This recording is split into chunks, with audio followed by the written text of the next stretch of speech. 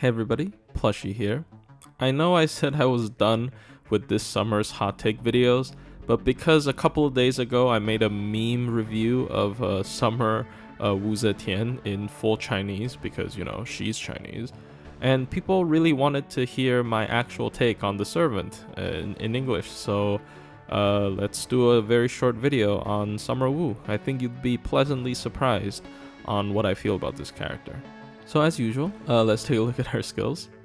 So her first skill is a AoE attack up by 15% for 3 turns, an AoE buster up by 15% for 3 turns, and an AoE MP gain up by 20% for 3 turns. Now this feels very similar to normal Assassin Wu's attack up and quick up skill, but the numbers are slightly lower on the damage part because it has an extra effect of MP gain up. Now, even though the number is, even further cut down to the point where it's actually kind of not worth it, it still has an MP gain up effect bonus, and it's still kind of decent to use as esports. I wouldn't write her out immediately because she does have even more ways to boost your damage with following skills, so it's okay. The numbers are a bit low though, in my opinion, as a support. 15% is just not amazing in my opinion. Her second skill is a AoE MP drain by 1, and it also increases the party's damage against undead enemies by 30% for 3 turns, and it also charges the party's MP by 20. Now this is a very decent skill. It kind of has a little bit of everything in it. It controls the enemy's MP gauge, so it can buy you an extra turn.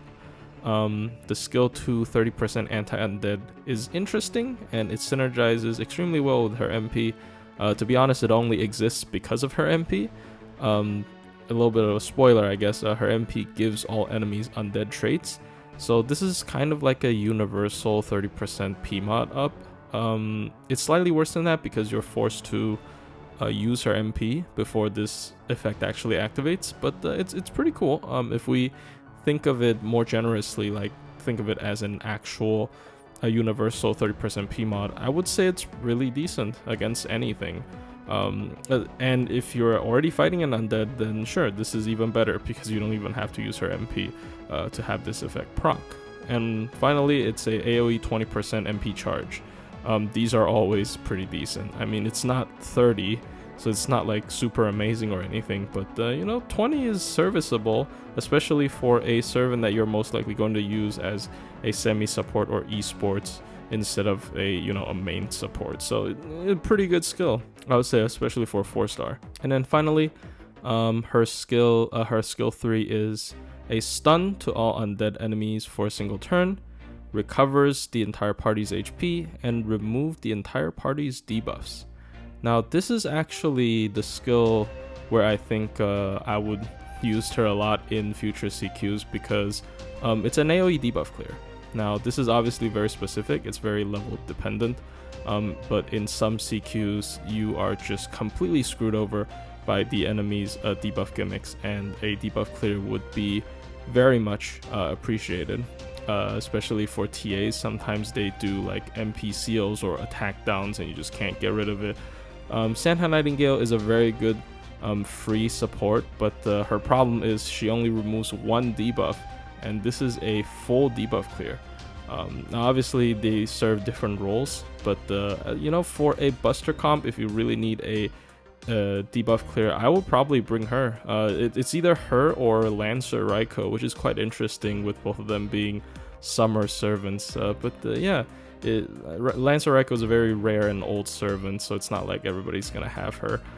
So I like it a lot, and AoE can be very useful as well sometimes because let's say the Fuma CQ from Summer 4, it's pretty annoying. You kind of want an AoE clear on your support as well and not just a single target clear.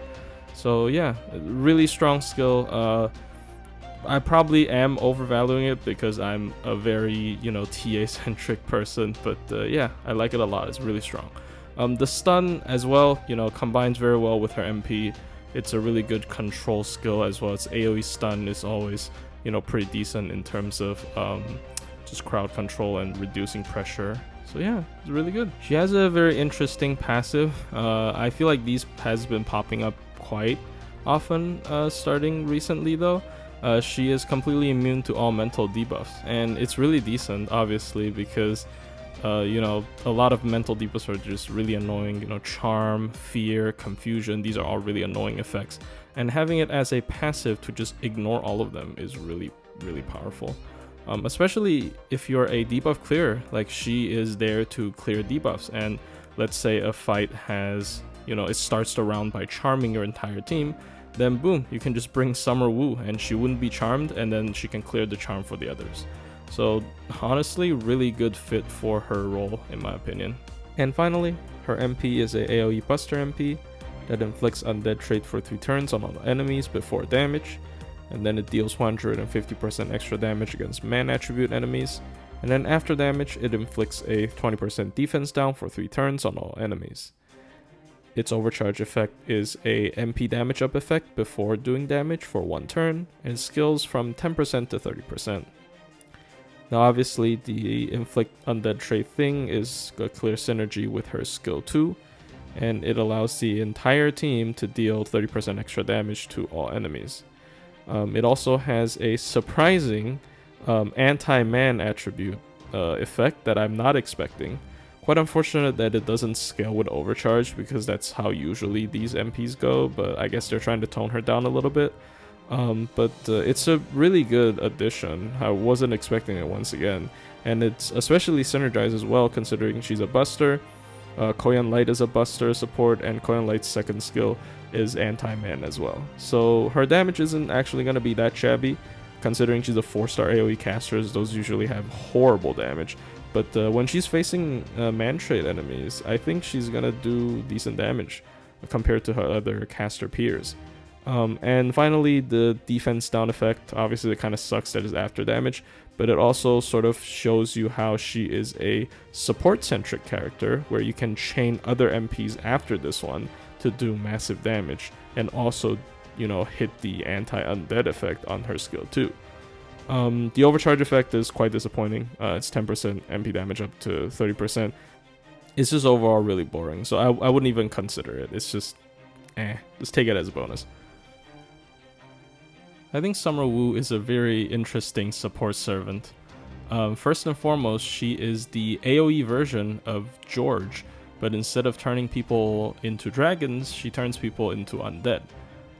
Being AoE has its merits, obviously, because now it pairs well with an AoE MP. Like, the big problem with the George Siegfried combo is obviously you can't cast this anti-dragon thing on everyone. And she can. And some notable anti-undead servants that I can think of right now are Skahak, Gray, Ibuki Doji, and Ruler Martha. Also interesting to note that Santa Martha also gives the entire team anti-undead, so you can have some weird little combo going on here to build a team around this, making people undead and making your entire team super anti-undead. But it's just all like little fun little stuff. Usually you're just gonna pair them up with servants that have inherent anti-undead effects. And from my memory, all of these anti-undead mods are pretty high. I think Ibuki has 50 and all the other people has 100. So, she's a significant buff for servants like Skahak when you want to do 1 turn massive burst damage. Now everybody is undead, so she can hit everybody with the anti-undead. If you have an anti-undead servant that you really like, pick one copy up. You'll have a lot of fun. And her other role is just going to be this really decent tertiary buster support, especially when the level needs a debuff clear effect. She's going to be really powerful. On top of that, if you're already facing undead enemies, then her skill 2 and 3 are already really good synergies. You don't even have to use her MP for them to proc. Probably want to bring K-Scope with her, because if the enemy are not undead, then using her MP has a lot of benefits. And also the 20 MP battery. It's not that common actually for a tertiary support, especially a 4-star one, to have a AoE 20 MP battery. So it is really strong for a 4-star. Once again, her entire skill set is just really solid. A lot of utility that synergizes really well with her MP as well. I really like this servant. So overall, I think Summer Wu is just a really solid 4-star support caster. She might initially seem like a pure DPS servant, but trust me, her skill set and her MP are just so good for support, especially after making all the enemies undead. You're gonna have a blast using this servant. She has everything. She has debuff clear, she has control, she has damage buff, she even has a heal. Like, just really good support servant, I would say. So anyways, hope you guys enjoyed this review on Summer Wu that I accidentally forced myself to make. But yeah, I really like the servant. I think her design is really good, and people kind of slept on her because she's an AoE caster on the surface, and nobody likes those. But yeah, if you treat her as a support, she can be a super valuable member of your team. So anyways, good luck on the last couple of days of Summer Gacha, and I'll see you guys in the next one.